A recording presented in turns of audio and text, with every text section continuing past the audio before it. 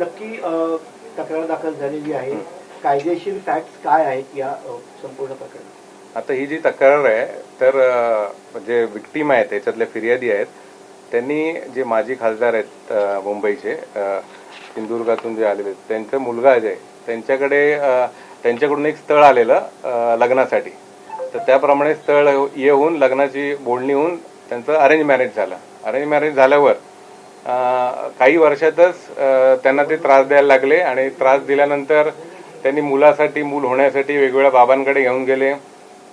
तिथे वेगवेगळे अघोरी कृत्य त्यांच्यासोबत झाली आणि त्या संदर्भात आम्ही आता फिर्याद दाखल केलेली आहे त्यांच्या विरुद्ध. ताई, नक्की तुमचं म्हणणं काय आहे? जो प्रकार मध्ये दिलेला आहे, नक्की कुठल्या प्रसंगातून तुम्हाला जावं लागलं आणि काय तुमची तक्रार आहे माजी खासदार विनायक राऊत यांच्या विरुद्ध? सारांश सांगायचं तर प्रत्येक गोष्टीत सुरुवातीपासून त्यांनी खोटं बोलून आमची फसवणूक करून त्यांनी पूर्ण प्लॅनिंगने आमचं घात केलेला आहे. लग्नानंतर पण त्यांनी आधी सांगितलेल्या सगळ्या गोष्टी वेगळ्या होत्या आणि लग्नानंतरचं पूर्ण चित्रच वेगळं होतं. त्याच्यामुळे प्रत्येकदृष्ट्या आर्थिक, मानसिक, शारीरिक, भावनात्मक छळ असा गीतेश आणि त्याच्या पूर्ण परिवाराकडून करून 7 वर्ष ही सतत माझी छळवणूक करून त्यांनी माझा आणि माझ्या फॅमिलीचा पूर्ण घात केलेला आहे. काही विनायक राऊतांनी आता तुम्ही बोलण्याआधी प्रतिक्रिया दिली, त्यांचं म्हणणं असं आहे की जर का 2022ला घटना घडली तर 2026 का उजाडावं लागलं. दुसरं, आई वडील सोबत होते, मग त्यांना कोणी त्यावेळी तक्रार देण्यापासून थांबवलं होतं. आणि तिसरं, टेरेस फ्लॅट, महिना 2 लाख रुपये आणि 10 कोटी रुपये हे संबंधित तुमच्याकडनं मागितले जात होते आणि दिले नाही म्हणून हे आरोप केले जातात असं विनायक राऊत म्हणतात. सर्वप्रथम पॉलिटिकल बॅकग्राऊंड असल्यामुळे, एक सबळ फॅमिली असल्यामुळे आणि मला मेनली गीतेश बरोबर चांगला संसार करण्यासाठी म्हणून आम्ही कधीच कुठलीच तक्रार केली नव्हती. या आशेवर सगळं सहन करत गेले की आज ना उद्या परिस्थिती बदलेल आणि सगळे आनंदाने राहू, पण असं काही घडलं नाही. आणि ज्या गोष्टी त्यांनी फ्लॅट, पैसे वगैरे जे काही सांगितलेलं आहे ते नितांत खोटं आहे. कारण त्यांनी जो छळवणूक माझी केलेली आणि प्रत्येक गोष्टीत त्यांनी जे शाब्दिक सुनावणी किंवा मारहाण करून जे त्यांनी माझ्याबरोबर केलेलं आहे ते लपवण्यासाठी आता ते सगळं हे खोटं स्टेटमेंट मीडियासमोर देत आहेत. अघोरी कृत्य म्हटलं महाराष्ट्रामध्ये अघोरी आणि जादूटोणा बंदी विधेयक आहे, त्याची अंमलबजावणी केली जाते. तर तुम्हाला काय सांग, कशा पद्धतीने अघोरी प्रयोग तुमच्यावरती केले गेले आणि त्यांना किती कठोर शिक्षा झाली?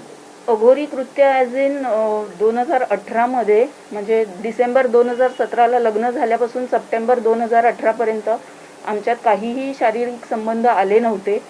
त्याच्यासाठी आमच्या फॅमिलीजनी बसून बोलणी केली आणि असं ठरलं होतं की गणपतीवरून आल्यानंतर या गोष्टीवर काम करायला सुरू करू. पण गणपतीवरून आल्यानंतरच एक थोडक्यात अशी घाबरण्याची घटना झाली, ज्याला त्यांनी असं अघोरी सगळ्या ह्याचं इलाजांचं स्वरूप दिलं की ते अक्षरशः सप्टेंबर 2018 पासून 22 सालापर्यंत ते त्यांनी सुरू ठेवलं, ज्याच्यात हे अघोरी कृत्य प्लस माझं मेडिकल ट्रीटमेंट्स ज्या त्यांनी केल्या, हायपोथायरॉईड असूनही त्यांनी मला जे अँटी डिप्रेसंट्स वगैरे दिले, त्याच्यामुळे मला सर्वोपरीने त्यांनी प्रचंड त्रास दिलेला आहे. अघोरी कृत्य काय केलं जो सांगतो? गंभीर प्रकारे महाराष्ट्राचे माजी खासदार आहेत, कौटुंबिक पार्श्वभूमी राजकीय आहे, काय अघोरी कृत्य केलं त्यांनी? अघोरी कृत्य जसं की वेगवेगळ्या बाबांकडे इलाजासाठी म्हणून घेऊन जायचे, मग ते बाबा त्यांच्या परीने इलाज करत होते. कोण जिवंत कोंबडा अंगावरून उतरवत होता, कोण कणकेच्या भावल्या, तांब्याची तार, मासाचे तुकडे घेतलेले, माझ्या अंगावरचे न धुतलेले वापरलेले कपडे घेऊन, डोक्यावरचे केस ओढून अशा सगळ्या गोष्टी वापरून उतारे करत होते. कच्चं गोमूत्र किंवा हळद खायला देणे किंवा हे सगळे देवीच्या समोरची ती जी अगरबत्तीची उदी असते ती तीर्थ म्हणून असं एवढं पेला भरून प्यायला देणे, असं सगळे विचित्र प्रकार. म्हणजे फक्त त्यांच्या मुलाचं एक हे की तो शारीरिक संबंध करण्यासाठी असक्षम आहे हे लपवण्यासाठी त्यांनी हे सगळं पूर्ण प्लॅनिंगनी करून माझं आयुष्य बर्बाद केलेलं आहे. राजकीय दबाव होता का? कारण माजी खासदार 2 खासदार राहिले, वजन आहे शिवसेनेमध्ये त्यांचं, राजकीय दबाव तुमच्यावरती कशा प्रकारचा होता आणि किती राजकीय कुठल्या दुसऱ्या नेत्यांचा हस्तक्षेप होता का दबाव टाकण्यामध्ये पक्षाचे? राजकीय दबाव तर तसं तो जास्ती असण्यापेक्षा जो एक मेंटल ट्रॉमा मला दिला जात होता, एक घरच्यांकडून जे प्रेशराईज केलं जात होतं, जसं नवरा मला मारहाण करून बोललेला आहे की माझ्या वडिलांनी 2 करोड रुपये इलेक्शनसाठी लावलेले आहे, तुझ्यामुळे त्यांच्या इमेजला जर धक्का गेला तर म्हणजे तू बघ तुझं मी काय करीन, असं सगळं म्हणजे इतकी त्याची विकृत वागणूक त्यांनी देऊन मला जे एक सर्टन असं ट्रॅप्ड मोडमध्ये ठेवलेलं आहे की नॉर्मल लाईफ हे माझ्यासाठी नव्हतंच कधी. सो त्याच्यावरनं तुम्ही कल्पना करू शकता की काय ट्रॉमा त्यांनी मला या 7 वर्षात दिलेला आहे. विनायक राऊतांची भूमिका कशी असेल, त्यांचं वागणं कसं होतं आणि किती या गुन्ह्यात गंभीर सहभाग त्यांचा आहे? स्पष्टच सांगायचं तर विनायक राऊत हे त्यांच्या दुसऱ्या पत्नीबरोबर आणि मुलीबरोबर दुसऱ्या घरात राहतात. आम्ही ह्या घरी राहतो जे झोपडपट्टीत आहे आणि आम्हाला लग्नाच्या बोलणींपासून आम्हाला कधीही सांगण्यात आलं नव्हतं की दुसरं घर हे झोपडपट्टीत आहे. आणि विनायक राऊत हे नवरात्रीच्या घट बसतो त्या दिवशी आणि घट उठतो म्हणजे दसऱ्याच्या दिवशी, फक्त त्याच 2 दिवशी आमच्या घरी यायचे.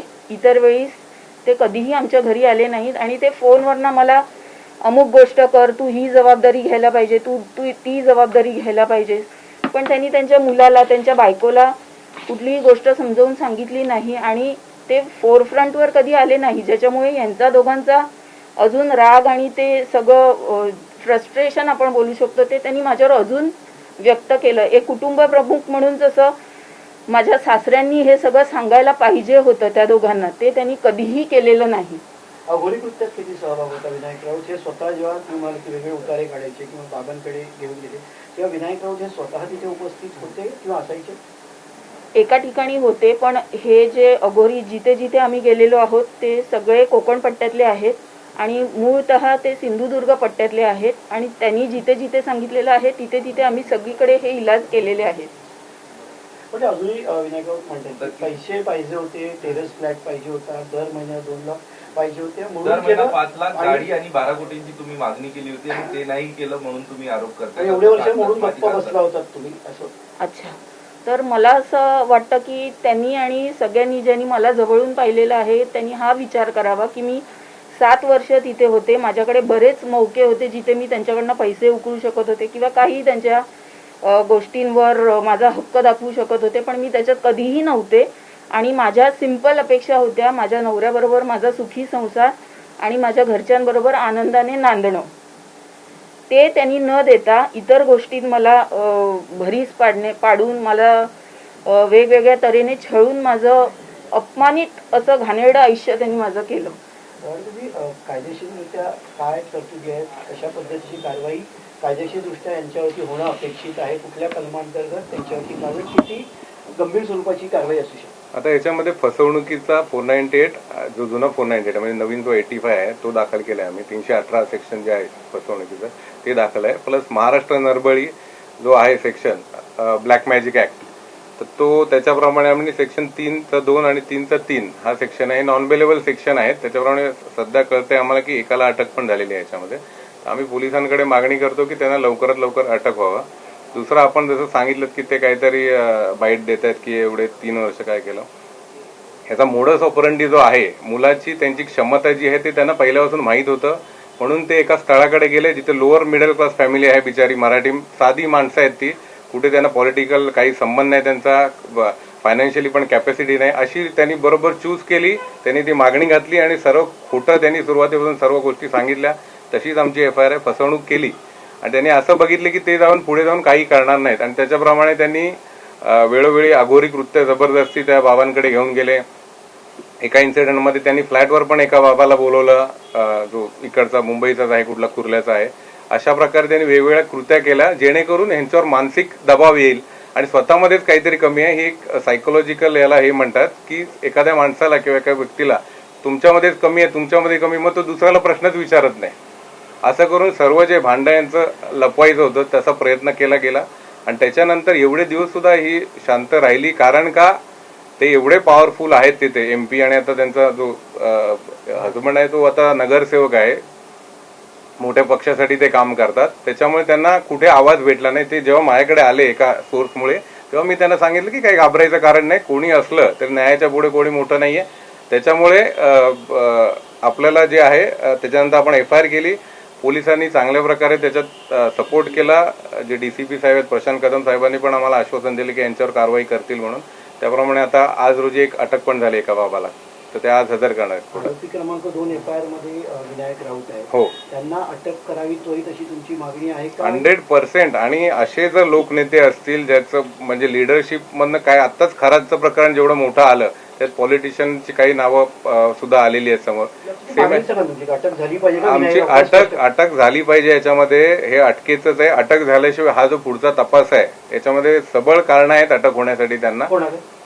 विनायक राऊत असतील की पूर्ण फॅमिली जे आरोपी आहेत त्याच्यात 7-8 आरोपी जे आहेत त्या सगळ्यांना अटक होण्याची गरज आहे. त्याशिवाय तपास पूर्णपणे होऊ नाही शकत. त्याच्यावर राजकीय दबाव आहे, जसं काही म्हणाले तसं राजकीय दबाव असल्यामुळे अडचणी येतील का? कारण माझी खासदार आहेत, सर्व पक्षात संपर्क आणि कॉन्टॅक्ट आहेत. आता संविधानामध्ये तर इंडिपेंडेंटली पोलीस चौकशी करतात, त्यांनी आम्हाला आश्वास दिलाय. पण ते जर मोठी लोक असतात तर तसा दबाव त्यांच्यावर येऊ शकतो. तर माझं मीडियाच्या माध्यमातून मीडियाच्या लोकांना पण आहे की यांचं जे विक्टीम आहे ज्या यांचं म्हणणं आणि यांना न्याय मिळवून देण्यासाठी प्रयत्न करावे.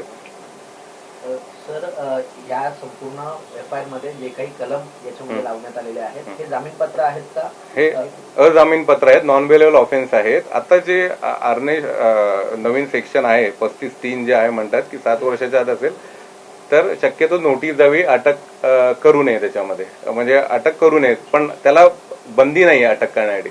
एखादं हिनियस क्राईम असेल, हा हिनियस क्राईम हे खूप सिरियस आहे. हा, हे गंभीर, हा याच्यामध्ये गंभीर स्टेटमेंट आहे. आणि अशा काही जे तपास ह्याच्यामध्ये पोलीस कस्टडी खूप जरुरी आहे. त्याशिवाय ती लिंक लागणं ज्याच्यात, कारण का मल्टिपल बाहेरचे पण आरोपी आहेत त्याच्यामध्ये, जे बाबा लोक आहेत ते बाहेरचे आहेत.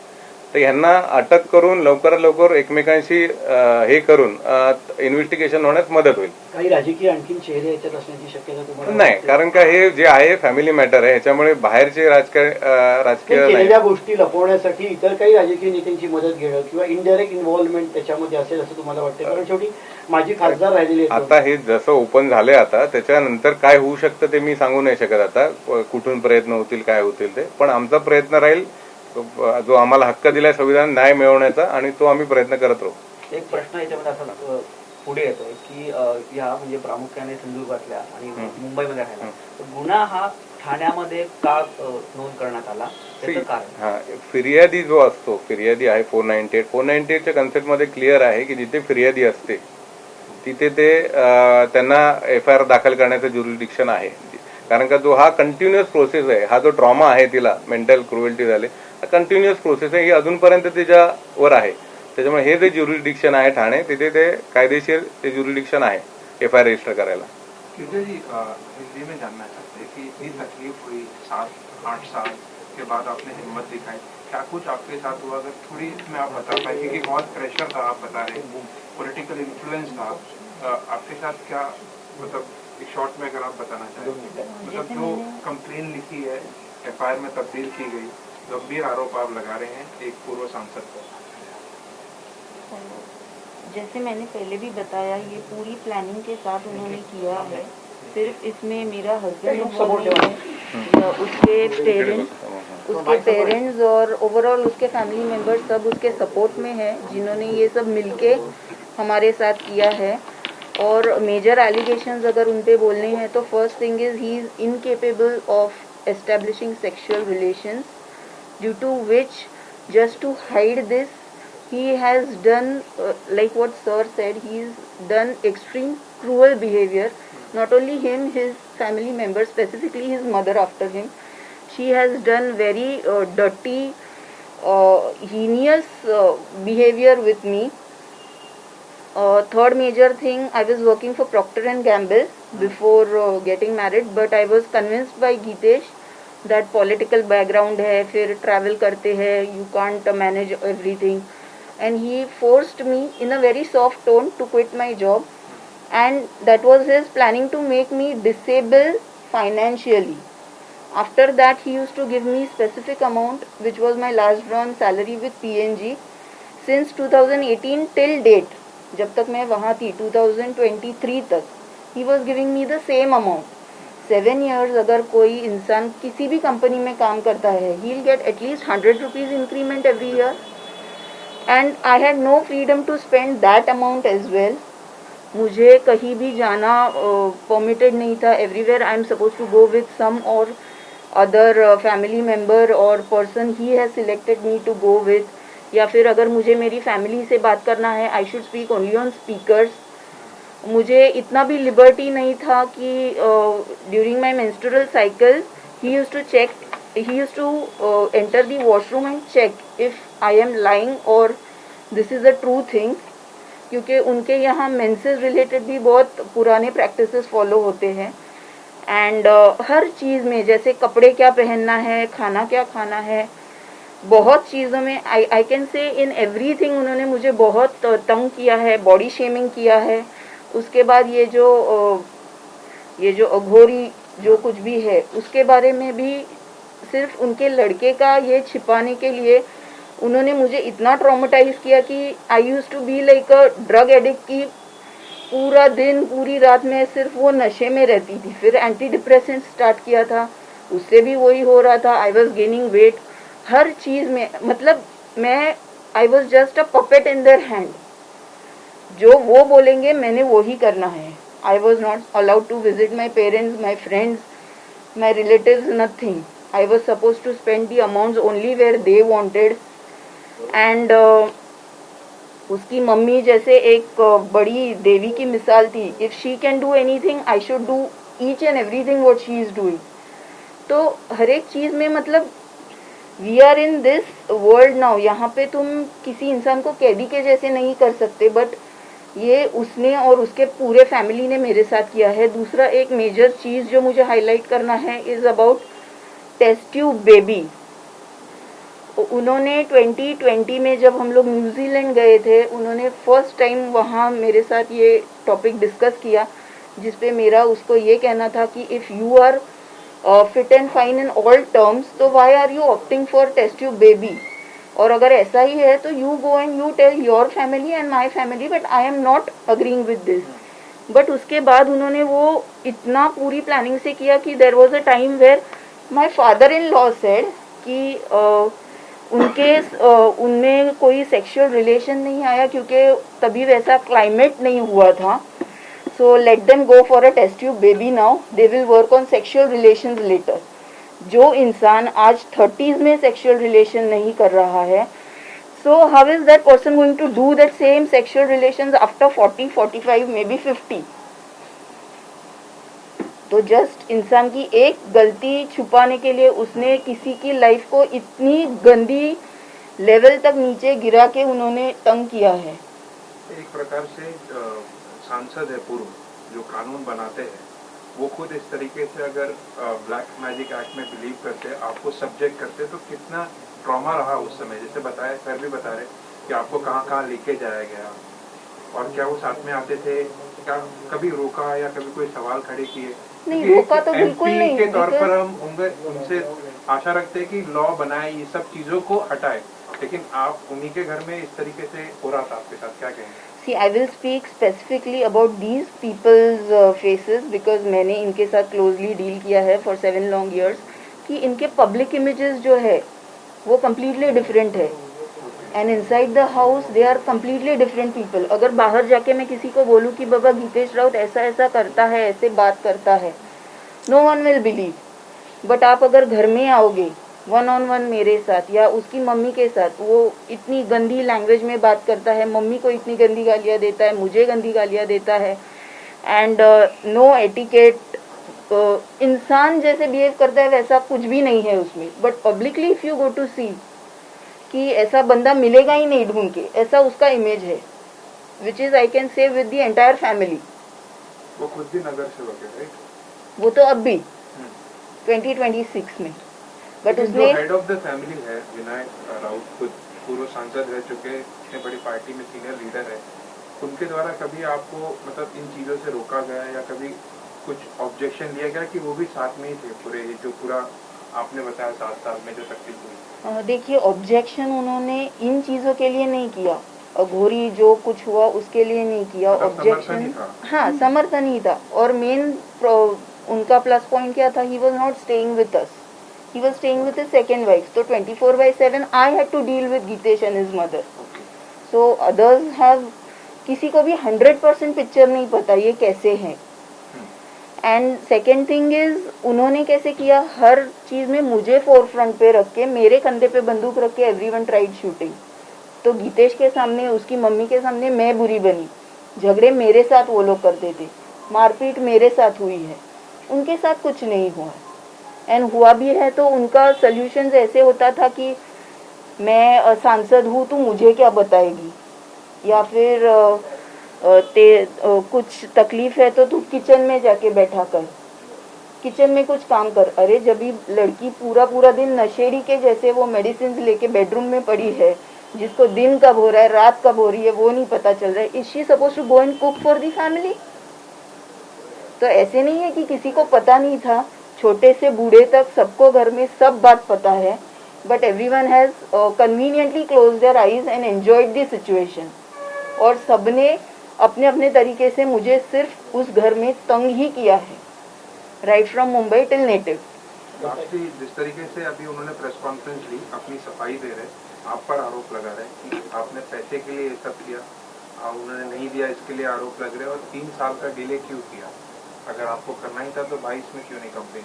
अच्छा, तो उसका आंसर ये होगा, 3 साल अगर मैंने डिले किया है तो उनके लड़के का तो उनको प्रॉब्लम पहले से पता था, तो उन्होंने इतने 30-35 ईयर्स क्यों निकाले?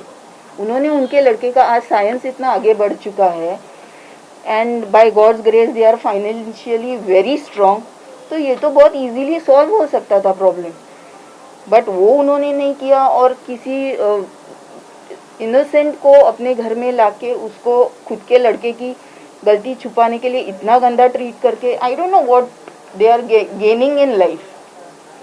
आखिरी सवाल, आपको लगता है न्याय मिलेगा? क्योंकि मिलेगा, इन्फ्लुएंस एक जगह पर है, काफी मिलेगा, चीजें आपने बाहर लाई है, और यस मिलेगा, because I am a very spiritual person. इस बात पे भी मैं ये कहना चाहूँगी, I don't know how I will say this in Hindi, I will speak in Marathi. जैसे मैंने जब भी स्वामी समर्थ का भक्ति शुरू किया तो मेरे हस्बंड का मुझे हर बार ये टॉन्ट था की, हा नवीन देव पकडलायस तर किती दिवस हा देव तुझ्या पाठीशी उभा राहतोय ते मला बघायचंय। सो जो इंसान खुद को भगवान से भी ऊपर समझ रहा है, एंड उसका ये हर बार कंपल्शन होता था कि भगवान के सामने मैंने जोर से प्रे करना है, और ये प्रे करना है कि उसकी सेकेंड मम्मी और उसकी जो सिस्टर है उसका बुरा हो, because they stepped in their life और इसका फैमिली ब्रेक हुआ। And I had a simple answer, मैं किसी का बुरा नहीं मांगूंगी, I will tell God to give good to everyone. तो लिटरली प्रे क्या करना है, इसमें भी अगर पाबंदी है तो बंदा कैसे रहेगा और क्यों सहेगा? मैंने कुछ गलती किया है and I was treated like this, तो मैं एक्सेप्ट करती थी। गलती नहीं होके कई बार मैंने गीतेश को 1-on-1 भी मैंने पूछा कि तुझे कुछ प्रॉब्लम है क्या, आर यू स्ट्रेट और नॉट, कुछ भी प्रॉब्लम है तू मुझे बता, आई विल एक्सेप्ट। बट नहीं, उसने मराठी में स्पेसिफिकली बोला, तू नपुंसक आहेस म्हणून आपल्यात शारीरिक संबंध होत नाहीत, लेडी कभी नपुंसक होती है? दूसरी चीज उसने बोली है की मी नाजूक मुलगा आहे, मला हात लावशील तर तू विधवा होशील, तुला अक्कल आहे का, तू मला असा कसा हात लावतेस? So this is not a thing I can go and tell someone, अरे बाबा मुझे ये नहीं मिल रहा है तो यू गिव मी। और उनका इतना प्रेशर था कि मैं मेरे फैमिली के पास ओपन अप नहीं हो सकती थी, तो मैं किसी और को जाके क्या बोलूंगी? एंड इस पे ही आपका क्वेश्चन का आंसर है कि किधर तो भगवान है, इसके लिए after all this I got that strength to take this step to go for legal fight. Sir आपसे सवाल है छोटे में, कितना अभी जो आपने केस हो गया, एफआईआर हो गई है, कितनी प्रोबेबिलिटी है विनायक राउत को भी अरेस्ट किया जाए? और आपने जिस तरीके से बताया कि सभी को बिठाकर इंट्रोगेशन करनी पड़ेगी, because there are external players also, internal players है, क्या कहेंगे शॉर्ट में सर? इसमें अभी कुछ जो लोग हैं, इसमें कुछ बाबा वगैरह है जो ब्लैक मैजिक एक्ट जो लगा है, इसमें एक बाबा को अरेस्ट भी किया है आज पुलिस ने, तो हम पे पुलिस पे पूरा भरोसा है। और इसमें अभी जो मेन एक्यूज है इसमें गीतेश और उसके फादर और उसके मदर और 3-4 लोग हैं, उनको भी अरेस्ट होना बहुत ज़रूरी है, ताकि ये सारा जो ऑफेंस है वो ओपन अप हो जाए डिस्कवरी और रिकवरी के लिए। डिस्कवरी बहुत इंपॉर्टेंट है इसमें कि किसका कितना रोल है, क्या है ये सब अघोरी काम करने में, पर जो 498 और चीटिंग, इसमें जो आपने सवाल किया अभी इनसे कि इतना 3 साल क्यों लगा, क्योंकि वो बहुत बड़े पावरफुल है। इनका घर आप देखोगे, इनके फादर जो कमाने वाले थे, सिंगल कमाने, वो रिटायर्ड है, लोअर मिडिल क्लास फैमिली है। उन्होंने चूज किया है एग्जैक्टली इनको, जब अरेंज मैरिज उन्होंने इनको प्रस्ताव दिया है।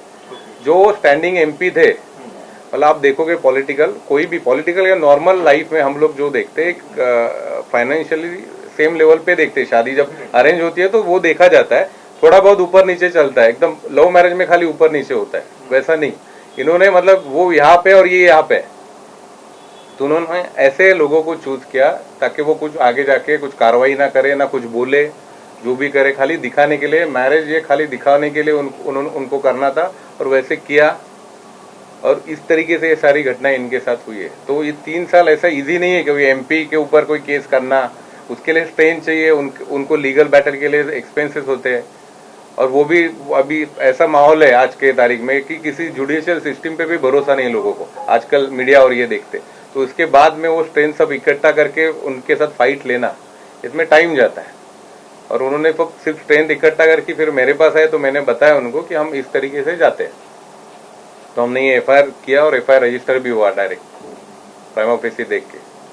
ताई, एक तुम्हाला प्रश्न है कि पॉलिटिकल आ सकता है प्रेशर, पॉलिटिकल प्रेशर आ सकता है, बहुत केसेस में ऐसा होता है फैमिली, और इसी तरीके से जवाब देते हैं पॉलिटिशियन। जहाँ पे एक्यूज होंगे वो तो बोलेंगे ऐसा है, ये डिमांड करते, वो डिमांड करते, और उसका पूरा नैरेटिव बदल देते।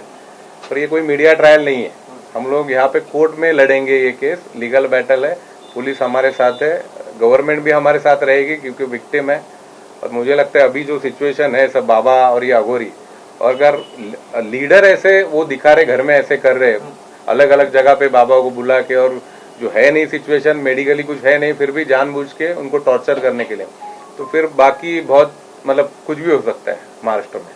ताई, तुम्ही तक्रारी तुमच्या म्हटलेली आहे की जेव्हा तुम्ही PNGचा जॉब सोडला त्याच्यानंतर तुम्हाला एका ट्रान्सपोर्ट कंपनीमध्ये एम्प्लॉई म्हणून दाखवलं गेलं, पगार आणि HDFC बँकेत अकाउंट उघडलं, त्याच्यामध्ये तुम्हाला की फायनान्शियली स्ट्रॉंग होते आणि त्याच्यामध्ये पैशाची उलाढाल खूप मोठ्या प्रमाणात होत होती। याच्यामध्ये स्पष्ट उत्तर अपेक्षित आहे, काही पैशाच्या उलाढाल किंवा मनी लॉन्ड्रिंगचा प्रकार तुम्हाला तिकडे वाटतोय का? मोठ्या प्रमाणामध्ये मूळ इन्कम सोर्सपेक्षा अधिक पैसा येणं, याची पण चौकशी व्हावी असं तुम्ही मागणी कराल का? कारण शेवटी त्या गोष्टीचा त्रास तुम्हाला झालेला आहे। कारण मी मगाशी जसं सांगितलं, गीतेशचं हे मला प्रत्येक वेळी धमकवणं असायचं की मी माझं ओरिजिनल इन्कम तुला कधीच कळू देणार नाही. This says a lot about it. आणि HDFCच्या ह्याच्यातले सगळे व्यवहार तो करत होता, त्याच्या अदर बिझनेस ह्याच्यामध्ये किंवा त्याचे कुठे जिथे त्याला पेमेंट्स करायचे असे, आणि मला त्यांनी कधी इन्व्हॉल्व केलं नाही, आणि आय नेव्हर टूक interest in that. But he शक्यता मी नाकारूही शकत नाही की तुम्ही जे बोललात ते असूही शकतं, because I never went into detail for all that. आता तुम्ही केस दाखल केली आहे, त्यामुळे कुठेतरी राजकीय हां, कॅशचे पण जसं कॅश प्रत्येक महिन्याला CA कडून घरी यायची, आणि मग त्याच्यात पण टॉर्चरिंग असं केलं की घरी मनी काउंटिंग मशीन असून मला लिटरली 17-18 लाख हाताने मोजायला लावलेले आहे. म्हणजे विकृतीची ही पातळी ही गीतेश राऊतनी गाठलेली आहे.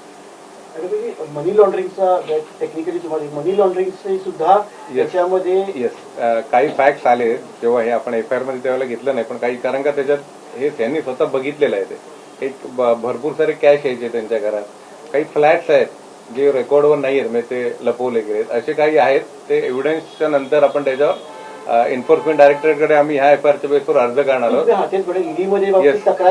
स्पेसिफिक उत्तर येस करणार आम्ही. ईडीमध्ये तक्रार करणार. यांचे जे काही आहेत व्यवहार, बरेचसे व्यवहार त्यांनी बघितलेत, तर ते ईडीमध्ये आम्ही ह्या एफआयआरच्या बेसिसवर, वेगळ्या एफआयआरची गरज नसते, ह्या एफआयआरच्या बेसिसवर आम्ही अर्ज करणार आहोत. हा गुन्हा ठाण्यात नोंद केल्यामुळे कुठेतरी संशय व्यक्त करण्यात येतोय. आता संजय राऊतांनी सुद्धा आज म्हटलं की ठाण्यात गुन्हे जे होतात त्याच्यावरती संशय नेहमीच उभा राहतो. ठाण्यामध्ये म्हणजे ठाण्यात फिर्यादी राहतात, त्यांचं असं म्हणणं आहे का की हे ठाण्यामध्ये राहत नाहीत किंवा कुठे दुसरीकडे राहत होते आणि ठाण्यामध्ये राहायला टेम्पररी आल्यात? ते पहिल्यापासून ठाण्याच्याच आहेत, ठाण्यालाच राहत आहेत. एवढे वर्ष त्यांचे आई वडील ठाण्यालाच राहत आहेत. त्याच्यामुळे एफआयआर जो आहे, आता ते स्वतः MP लेजिस्लेटिव्ह आहेत, त्यांना कायदा कळतो, त्यांनीच बनवलेले आहेत कायदे. तर ह्याच्यामध्ये क्लिअर कट ज्युरिडिक्शन ठाण्याचं आहे, त्याच्यामुळे तो ठाण्यात दाखल झालाय. आणि विनायक राऊतांनी असा सुद्धा आरोप केलाय, तुम्ही आणि त्यांच्या वकिलांमध्ये कुठेतरी सेटलमेंट संदर्भात चर्चा झाली असं. सेटलमेंट नाही, जेव्हा फॅमिली मॅटर असतं तेव्हा मीडिएशन होतं, कळलं का? आता त्यांच्या वकिलांवर पण मी बार काउन्सिलला तक्रार करणार आहे किंवा मिडिएशन हे जे केसेस असतात फॅमिली जिथे सून आणि नव कुठलेही असतात ते मिडिएशन हे कोर्ट प्रत्येक स्टेजला असतं. हायकोर्टात गेलो सुप्रीम कोर्टात जरी गेलो आपण तरी मिडिएशन असतं तिकडे. तर प्रत्येक स्टेजला मिडिएशन असतं. तर मी आणि त्यांचे वकील यांनी मिडिएशनसाठी ट्राय केलं की हे सर्व जे आहे भोगलं ठीक आहे, पण आता त्यांना लवकरात लवकर अत्याचार झाल्यावर सुद्धा न्याय मिळेल. जसं तुम्ही म्हणता ना न्याय मिळेल का, न्याय लगेच मिळत नाही आपल्याकडे. ही प्रॉब्लेम आहे मोठा. 10-20 वर्ष जातं तोपर्यंत न्यायाची काही व्हॅल्यू राहत नाही. तो त्याच्यामुळे मिडिएशन जे आहे ते मिडिएशन साठी मी त्यांच्या वकिलांबरोबर बोलणी केलेली आहे. आता जर ते म्हणत असतील ते ही डिमांड केली ती डिमांड केली, मिडिएशनला तिला अॅल्युमनी पाहिजे किंवा काही मेंटेनन्सची रक्कम पाहिजे, परमनंट असेल काय असेल ती त्या कॅपॅसिटीनुसार हे असते. त्यांना नसेल, त्यांना ते हे असेल तर आम्ही कोर्टातनं ती घेऊ शकतो. आम्ही DBI आता फाईल करतोय, 125 फाईल करतो. त्याच्यामध्ये आम्हाला कोर्टातनं मिळेल नाही ते. पण हे डिस्क्लोज करणं म्हणजे त्यांच्या वकिलांची पण मानसिकता मी स्पष्ट म्हणतोय हे कळतं. हे कोर्टात पण जे मिडिएशन होतं कोर्टासमोर सुद्धा जज साहेबांसमोर हे जे मिडिएशनचे जे आपले ग्राउंड असतात किंवा काही बोलणी असतात ती कुठे डिस्क्लोज करायची नसतात. ते कॉन्फिडेन्शियल असतात आणि त्याची काही व्हॅल्यू नसते.